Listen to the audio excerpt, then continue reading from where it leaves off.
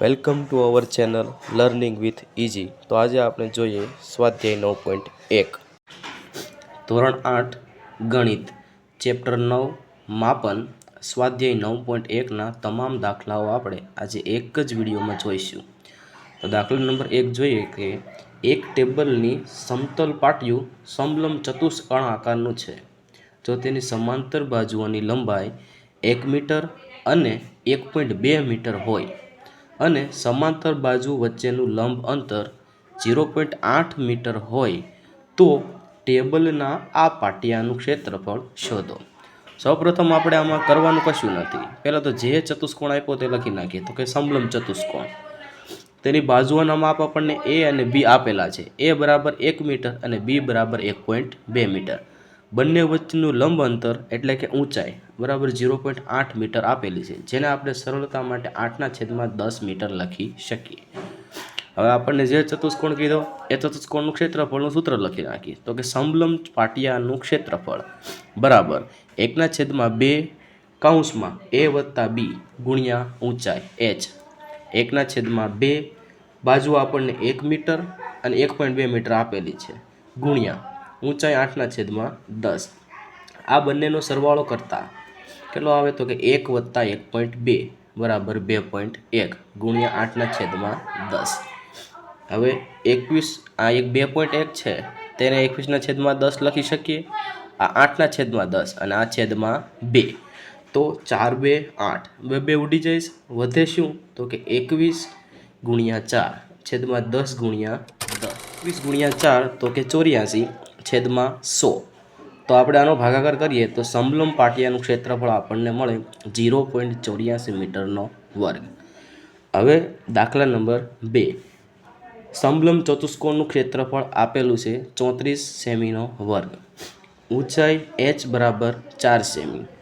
એક બાજુની લંબાઈ એટલે કે a 10 સેમી, તો બીજું બાજુની લંબાઈ b બરાબર પ્રશ્નાચિહ્ન એટલે કે એ આપણે શોધવાની છે। તો આપણે કીધું તો એમ આગળના દાખલામાં કે જે ચતુષ્કોણ આપેલો છે એનું ક્ષેત્રફળનું સૂત્ર મૂકી દેવાનું। સમલંબ ચતુષ્કોણનું ક્ષેત્રફળ બરાબર 1/2 ગુણ્યા a વત્તા b ગુણ્યા ઊંચાઈ। સમલંબ ચતુષ્કોણનું ક્ષેત્રફળ આપણને 34 આપેલું છે તે મૂકી દઈએ બરાબર 1/2 ગુણ્યા a બરાબર કેટલા છે તો કે 10 મૂકી દીધા, પ્લસ b શોધવાનું છે જે ગુણ્યા ઊંચાઈ તો કે કેટલી આપેલ છે આપણને 4 સેમી। 34 આ બાજુ જે 1/2 એટલે કે 2 છેદમાં છે બરાબર ને આ બાજુ આવે તો ગુણાકારમાં, સેમ 4 ગુણાકારમાં છે, આ બાજુ આવે તો ભાગાકારમાં। તો 17 દુ 34 થાય અને 2 2 4 થાય, આ બે ઉડી ગયા, આ બે અને આ બે ઉડી ગયા, છેદમાં કંઈ વધ્યું નથી। અહીં શું વધ્યું હોય તો કે 17 બરાબર 10 પ્લસ b। હવે આપણે તો માત્ર જોઈએ છે બીજ, તો આ 10 પ્લસ છે બરાબર આ બાજુ આવે તો કેવા થઈ જાય તો કે માઇનસ, તો કે 17 માઇનસ 10 બરાબર 7 સેમી। તો આપણું બીજી બાજુનું માપ કેટલું થાય 7 સેમી। દાખલા નંબર 3 સમલંબ ચતુષ્કોણ આકારના ખેતર ABCDની વાડની લંબાઈ 120 મીટર આપેલી છે। જો BC બરાબર 48 મીટર, CD બરાબર 17 મીટર, AD બરાબર 40 મીટર હોય તો ખેતરનું ક્ષેત્રફળ શોધો। સૌપ્રથમ આપણને ખેતર કીધું છે કેવા આકારનું છે સમલંબ આકારનું। તો અહીંયા આપણે લખીએ સમલંબ આકારનું ક્ષેત્રફળ છે AB બરાબર પ્રશ્નાચિહ્ન એટલે આપણને ખબર નથી, BC બરાબર 48 મીટર, ક્ષેત્રફળ બરાબર પ્રશ્નાચિહ્ન જે શોધવાનું છે, CD બરાબર 17 મીટર અને AD બરાબર 40 મીટર। આપણે સમલંબ ચતુષ્કોણના ક્ષેત્રફળનું સૂત્ર મૂકીએ 1/2 ગુણ્યા a પ્લસ b ગુણ્યા h।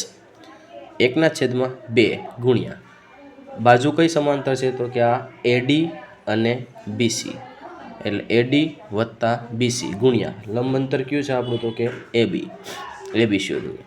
આપણી પાસે ચતુષ્કોણ નથી, આપણી પાસે બાજુ પણ નથી, તો બંને વસ્તુ એક સાથે મળે નહીં। તો બાજુ શોધવા માટે આપણને કન્ડિશન અહીં આપેલી છે કે ખેતરના વાડની લંબાઈ એટલે કે પરિમિતિ જ થાય આપણી તો 120 મીટર આપેલી છે। તો આપણે સૌપ્રથમ AB બાજુ શોધી લઈએ કે ખેતરની પરિમિતિ બરાબર AB વત્તા BC plus CD plus DA, ટૂંકમાં ચારે બાજુઓનો સરવાળો. પરિમિતિ 120 આપેલી છે. બરાબર AB પ્લસ 48 પ્લસ 17 પ્લસ 40, આ ત્રણેયનો સરવાળો કરીએ તો આપણને કેટલો મળે? 105. તો 120 બરાબર AB વત્તા 105. હવે AB શોધવાનું છે તો 105 પ્લસ જે આ બાજુ આવશે તો માઇનસમાં 120 માઇનસ 105. AB બરાબર 120માંથી 105 જાય તો કેટલા વધે? તો કે 15 મીટર. હવે આપણને AB બાજુ મળી ગઈ, એ આપણે ઉપરના સૂત્રમાં મૂકી શકીએ. 1/2 ગુણ્યા 40 વત્તા 48 ગુણ્યા 15, આ બંનેનો સરવાળો કરીએ તો આપણને કેટલો મળે? તો કે 88 ગુણ્યા 15. 44 ગુણ્યા 2, આ 2 ઉડી ગયા તો 44 ગુણ્યા 15 કેટલા થાય? આપણે અહીં સાઈડમાં ગુણાકાર કરેલો છે કે 44 ગુણ્યા 15 બરાબર 660 મીટર સ્ક્વેર થાય. તો સમલંબ ચતુષ્કોણનું ક્ષેત્રફળ બરાબર 660 મીટરનો વર્ગ. 4. એક ચતુષ્કોણ આકારના ખેતરના વિકર્ણની લંબાઈ 24 મીટર છે અને બાકીના બે શિરોબિંદુમાંથી આ વિકર્ણ પર દોરેલા લંબ 8 મીટર અને 13 મીટર છે. તો ખેતરનું ક્ષેત્રફળ શોધો.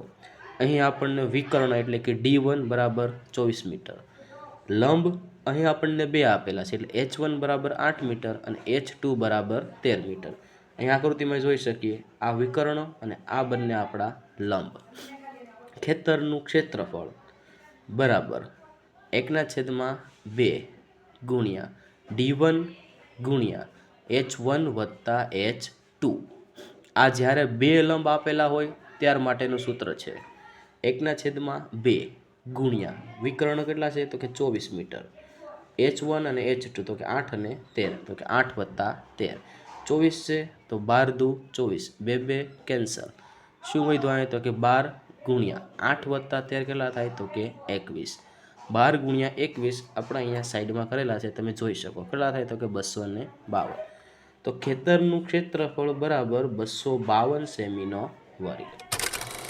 આ જ દાખલો ફરીથી આપણે બીજી રીતે જોઈએ કે વિકર્ણ D1 બરાબર 24 મીટર, લંબ H1 અને લંબ H2 13 મીટર અને 8 મીટર, તમે કોઈ પણ લઈ શકો. હવે આપણે ધારો કે અહીં આકૃતિમાં જોઈએ તો આ ચતુષ્કોણ બે ત્રિકોણ ભાગમાં વિભાજિત થાય તો આપણે બંને ત્રિકોણનું અલગ અલગ ક્ષેત્રફળ શોધી અને છેલ્લે બંનેનો સરવાળો કરી નાખવાનો તો પણ આપણને મળી શકે. આ સરળ રીત છે. પહેલા ભાગનું ક્ષેત્રફળ, પહેલો ભાગ એટલે કે આ ઉપરનો. ત્રિકોણનું ક્ષેત્રફળ બરાબર 1/2 ગુણ્યા પાયો ગુણ્યા ઊંચાઈ અથવા વેધ પણ લખી શકો. તો પહેલા ત્રિકોણમાં પાયો કેટલો છે? તો કે 24 મીટર અને ઊંચાઈ કેટલી છે? તો કે 13 મીટર. 1/2 ગુણ્યા 24 ગુણ્યા 13, 12 દુ 24, 2 કેન્સલ થાય તો કે 12 ગુણ્યા 13, જેનો ગુણાકાર આપણે અહીં કરેલો છે કેટલો થાય? 156. ત્રિકોણનું ક્ષેત્રફળ બરાબર 156 મીટર સ્ક્વેર. હવે બીજા ભાગનું ક્ષેત્રફળ શોધી લેવાનું. તેવી જ રીતે સૌપ્રથમ ત્રિકોણનું ક્ષેત્રફળ બરાબર 1/2 ગુણ્યા પાયો ગુણ્યા ઊંચાઈ. બીજા ભાગમાં પાયો તો સેમ જ છે 24, પણ ઊંચાઈ બદલે છે. કેટલા છે? તો કે 8 મીટર. 1/2 ગુણ્યા 24 ગુણ્યા 8 સેમ. 12 ગુણ્યા 2 24 એટલે 2 કેન્સલ. 12 ગુણ્યા 8 એટલે કે 12 8 કેટલા થાય? તો કે 96 મીટરનો સ્ક્વેર. હવે આ ભાગ અને આ ભાગનો સરવાળો કરી નાખીએ એટલે આપણે આખા ભાગનું ક્ષેત્રફળ મળી જાય. ખેતરનું કુલ ક્ષેત્રફળ બરાબર 156 વત્તા 96 બરાબર કેટલા થાય? 252 મીટરનો વર્ગ. દાખલા નંબર 5. તો કે સમબાજુ ચતુષ્કોણ આપેલો છે. વિકર્ણ D1 બરાબર 7.5 સેમી, વિકર્ણ D2 બરાબર 12 સેમી અને તેનું ક્ષેત્રફળ શોધવાનું છે. ચતુષ્કોણ કેવો આપ્યો? સમબાજુ ચતુષ્કોણ. સૂત્ર મૂકીએ. સમબાજુ ચતુષ્કોણનું ક્ષેત્રફળ બરાબર 1/2 ગુણ્યા D1 ગુણ્યા D2, 1/2 ગુણ્યા 12 ગુણ્યા 75/10. 75 આપણે 7.5 એટલે 1 પોઈન્ટ કાઢવું તો છેદમાં 10 લખી શકીએ. 6 2 12, 2 ઉડી ગયા. 6 ગુણ્યા 75/10, 75 ગુણ્યા 6 કેટલા થાય? તો કે 450. 450/10. સમબાજુ ચતુષ્કોણનું ક્ષેત્રફળ બરાબર 0 ઉડી જાય એટલે કેટલા વધે? તો કે 45 સેમીનો વર્ગ. દાખલા નંબર 6. એક સમબાજુ ચતુષ્કોણની બાજુ 5 સેમી અને વેધ 4.8 સેમી છે તો તેનું ક્ષેત્રફળ શોધો. જો એક વિકર્ણની લંબાઈ 8 સેમી હોય તો બીજા વિકર્ણની લંબાઈ શોધો. સૌપ્રથમ આપણને જે ચતુષ્કોણ આપેલો છે તે લખી શકીએ. સમબાજુ ચતુષ્કોણ, ક્ષેત્રફળ તેનું શોધવાનું છે. વિકર્ણ 1 એટલે D1 બરાબર 8 સેમી આપેલા છે અને વિકર્ણ 2 D2 બરાબર પ્રશ્નાર્થ ચિહ્ન. આપણે જાણીએ છીએ કે દરેક સમબાજુ ચતુષ્કોણ એ સમાંતર બાજુ ચતુષ્કોણ પણ હોય, કારણ કે સમબાજુ ચતુષ્કોણની ચારેય બાજુ સમાન હોય, જ્યારે સમાંતર બાજુ ચતુષ્કોણની પણ સામસામેની જોડ સમાન હોય. તેથી સમબાજુ ચતુષ્કોણનું ક્ષેત્રફળ બરાબર સમાંતર બાજુ ચતુષ્કોણનું ક્ષેત્રફળ. તો સમાંતર બાજુ ચતુષ્કોણના ક્ષેત્રફળનું સૂત્ર કયું છે? તો કે પાયો ગુણ્યા વેધ. જે પાયો એટલે કે બાજુ આપણને આપેલી છે તો કે 5 સેમી અને વેધ એટલે કે 4.8 સેમી. તો 4.8 ગુણ્યા 5 જે આપણે અહીં ગુણાકાર કરેલો છે કેટલો આવે? તો કે 24. તો તેથી આપણને સમબાજુ ચતુષ્કોણનું ક્ષેત્રફળ મળે 24 સેમીનો વર્ગ. હવે આપણને ક્ષેત્રફળ મળી ગયું, આપણે વિકર્ણ 2 શોધવાનો છે. હવે આપણી પાસે સમબાજુ ચતુષ્કોણનું ક્ષેત્રફળ છે કે 1/2 ગુણ્યા વિકર્ણ 1 ગુણ્યા વિકર્ણ 2. તો સમબાજુ ચતુષ્કોણનું ક્ષેત્રફળ આપણને મળી ગયું છે અહીંયા તો કે 24 સેમી બરાબર 1/2 ગુણ્યા વિકર્ણ 1 આપણને 8 સેમી આપેલો છે અને વિકર્ણ 2 આપણે શોધવાનો છે. 24 ગુણ્યા આપણે 8 છે અહીંયા તો 4 2 8 થાય, 2 2 કેન્સલ થઈ જાય. તો 24 બરાબર અહીંયા શું વધ્યું? તો કે 4 એકા 4 ગુણ્યા વિકર્ણ 2 એટલે કે D2 જે આપણે શોધવાનો છે. હવે 4 એની સાથે ગુણાકારમાં છે, બરાબરની આ બાજુ આવે તો કેમાં હોય જાય? તો કે ભાગાકારમાં. D2 બરાબર 24/4 એટલે કે 6 ગુણ્યા 4 કેટલા થાય? તો કે 24. 4 4 કેન્સલ. D2 બરાબર 4 સેમી મળે. તો